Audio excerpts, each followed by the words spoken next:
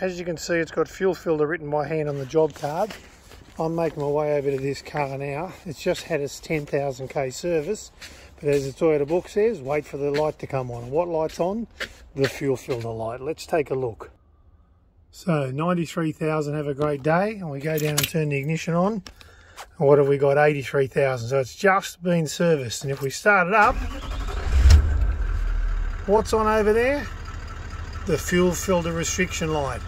It's really simple, ladies and gentlemen. Anywhere around Toyotas like Hilux D4Ds, or whenever you hear the word D4D, Toyota will say wait for the light to come on before it needs servicing. But this thing's now, let's say for example, on a way out west, you get out of town 300 k's and the light comes on. Now, oh, I don't know what to do about it, I better get it towed back to town.